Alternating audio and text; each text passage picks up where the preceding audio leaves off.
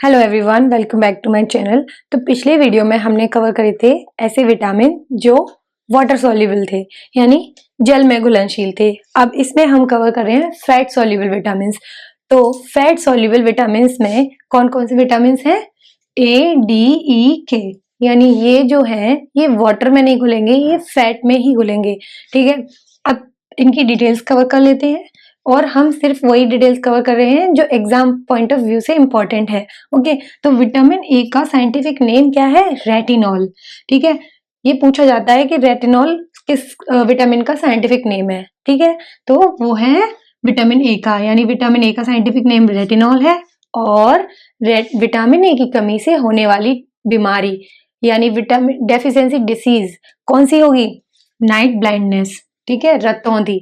ये बीमारी vitamin A की कमी से होती है। इसमें क्या होता है, इसमें किसी पर्सन को अगर विटामिन ए की कमी होगी तो फिर उसको रात में दिखाई नहीं देगा, नाइट ब्लाइंडनेस होगी उसको। ठीक है, रात का बिल्कुल नहीं दिखाई देना यानी नाइट ब्लाइंडनेस होता है। और इसके सोर्सेस क्या हैं? अगर बात करें सोर्सेस की तो कैरेट जो है वो सबसे अच्छा सोर्स है जिससे हमें भरपूर मात्रा में विटामिन ए मिलता है। उसके बाद है टोमेटो, और बात करें तो पंपकिन, ग्रीन लीफी वेजिटेबल्स। तो ये जो हैं विटामिन ए के बेस्ट सोर्सेज हैं जिनसे हमें विटामिन ए भरपूर मात्रा में या प्रचुर मात्रा में मिलता है।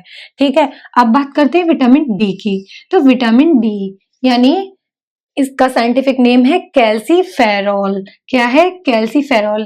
कैल्सी से आप जोड़ सकते हो इसको कैल्शियम से, क्या यानी कि कैल्शियम इस बॉडी में कैल्शियम की भरपूर मात्रा के लिए विटामिन डी जरूरी है। विटामिन डी कैल्शियम से जुड़ा है, इसलिए इसका नाम ही इंडिकेट कर रहा है क्या? कैल्सीफेरॉल है साइंटिफिक नेम। दैट मीन्स अगर कैल्सीफेरॉल यानी विटामिन डी की कमी होगी तो पर्सन के अंदर रिकेट्स या फिर ऑस्टियोमलेशिया नाम की बीमारी हो जाती है। ये बीमारी क्या है? रिकेट्स ऐसी बीमारी है जिसके अंदर हड्डियों का कमजोर होना, वीक होना ये देखा जाता है। और रिकेट जो होती है वो ज्यादातर बच्चों में देखने को मिलती है, यानी ये बच्चों में होता है रिकेट्स। ठीक है, बच्चों की हड्डियां कमजोर होना, ठीक है, तो वो रिकेट्स है। और अगर पर्सन या एडल्ट, बड़े लोगों की बात करें, एडल्ट्स की बात करें तो उनमें ऑस्टियोमलेशिया नाम की बीमारी, ये भी बोन से ही जुड़ी है। कैल्शियम या बोन्स आप कनेक्ट करके याद रख सकते हो।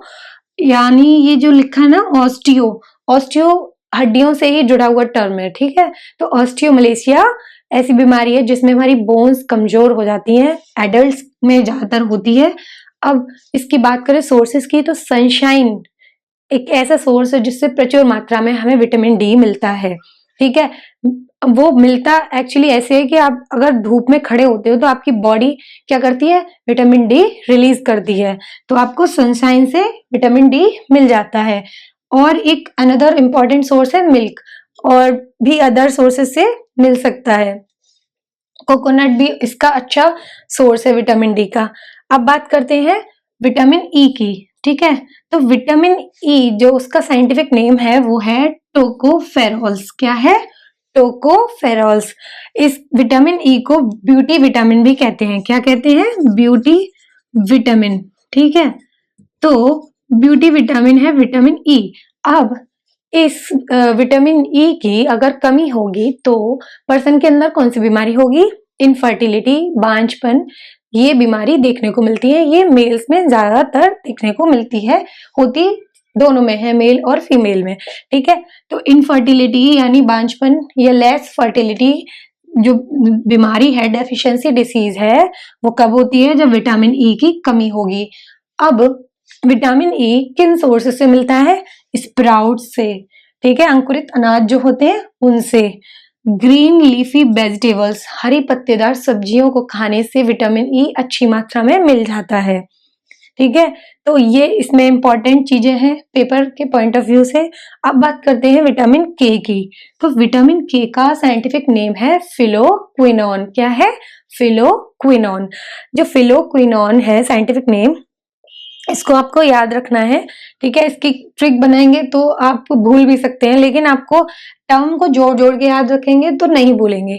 ठीक है, के विटामिन के फिलोक्विनोन है। ठीक है, तो अब बात करते हैं इसकी विटामिन के की डेफिशिएंसी डिसीजेज यानी इसकी कमी से होने वाली बीमारी।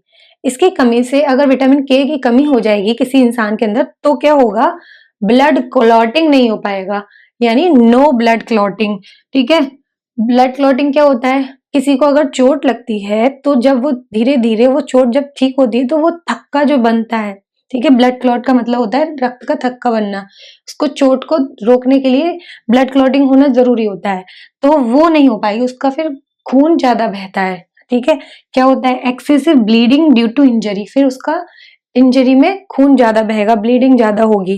ठीक है, इसके सोर्सेस क्या है, कैबेज, स्पिनच, एग्स, ब्रोकली, ये इसके ऐसे सोर्सेज हैं जिनसे प्रचुर मात्रा में विटामिन के मिलता है।